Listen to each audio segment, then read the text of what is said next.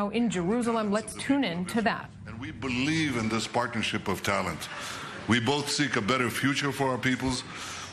Doing so requires a lot of work. It won't happen overnight, but Prime Minister Modi and I have the same trait. We both want it to happen overnight. We're tireless reformers, and I want to congratulate you, Prime Minister, on the reforms that you're doing to change Israel's, or rather India's economy. And we both believe that we can do together great things for the betterment of the future of our peoples. I have to confess to you that I've been inspired by Prime Minister Modi's enthusiasm for yoga to begin. He said to me, you can start at a low level, choose your level. So I'm starting at a low level, and here's what we're going to do. When I do a relaxing talasana pose, and in the morning, I'll turn my head to the right. India is the first democracy that I'll see. And when Prime Minister Modi does a relaxing pose of Vasishtasana, and he turns his head to the left, Israel is the first democracy that you can see. So in fact, we have India and Israel are two sister democracies. In fact, together we account for about 20% of the world's population. But although we are unequal in size, we're equal in spirit. We believe we can accomplish great things. We have accomplished great things. And we have many, many more opportunities to seize together in the future. But I have to say that we also face common challenges. And the first of it is to defeat the forces of terror that rampage through the world and threaten both our countries. So we must stand together in this battle, much as we work together to perfect the future. Prime Minister, we share a bond of democracy and creativity, a deep respect for the past, a boundless optimism for the future. And it's in this spirit, my friend Narendra, in this spirit of close cooperation and deepest friendship, that I welcome you here to our home in Jerusalem. Welcome, friend. Thank you.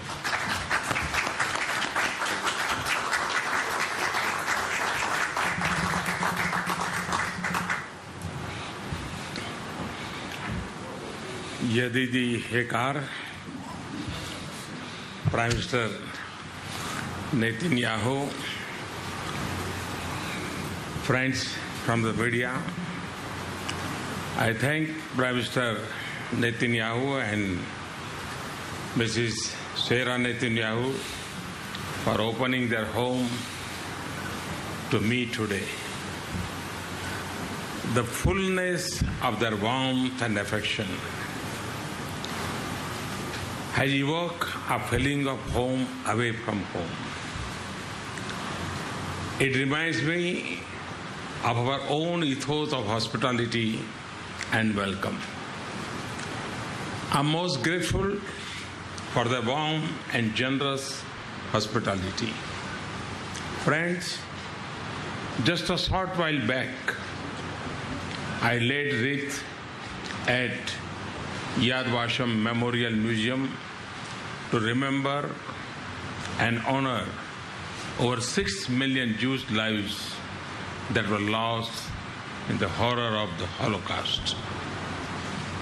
Yad Vashem is a reminder of the unspeakable evil inflicted generations ago. It is also a tribute to your unbreakable spirit to rise above the depths of tragedy, overcome hatred, and forge ahead to build a vibrant democratic nation. Yad Vashem tells us that those who believe in humanity and civilized values must come together and defeat it at all costs. As such, we must resolutely oppose the evils of terrorism, radicalism, and violence that plague our time. Friends, the link between our people goes back to thousands of years when the first Jews landed on India's southwestern coastline. Since then, the Jews have flourished and their traditions and practices thrive in India.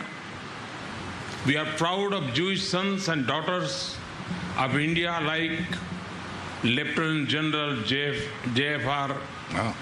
Jacob, Vice Admiral Benjamin Simpson, Master Architect Joshua Benjamin, and film actors Nadira, Sulochana, Pramila,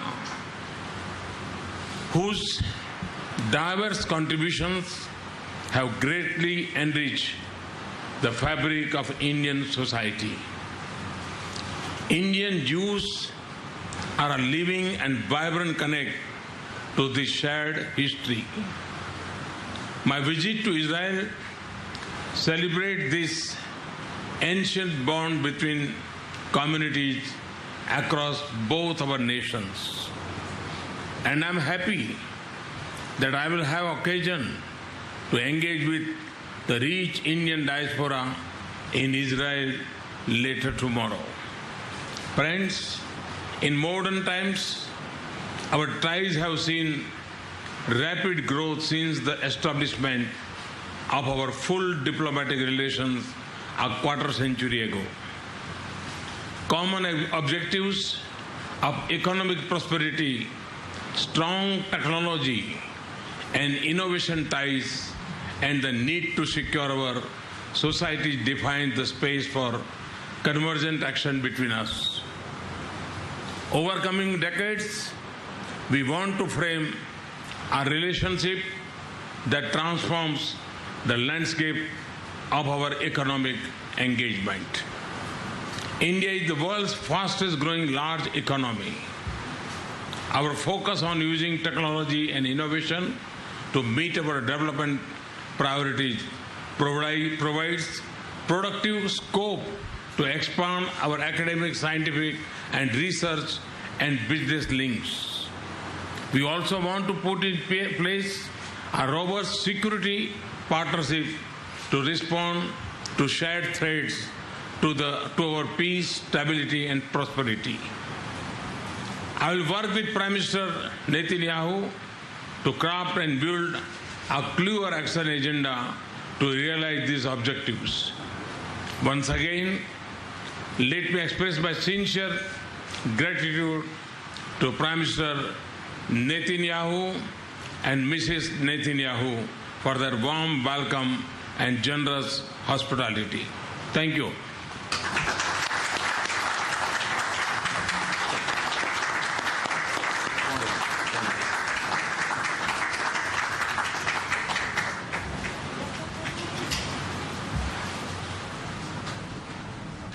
You've been watching a very warm press conference between Indian Prime Minister Narendra Modi and Israeli Prime Minister Benjamin Netanyahu, perhaps the second or third hug of the day, and a lot of conversation there about economic cooperation, whether it's in startup tech, in agriculture, or defense. Here with me to break it down is David Kainan, the Vice Chair of the Indo-Israel Chamber of Commerce. David, thanks very much for being here. Good evening. My pleasure. So we heard a little bit, some hints of it in terms of the cooperation, but why does a country like India, with 1.3 billion people, a powerhouse, the world's largest democracy, prioritize meeting with Israel?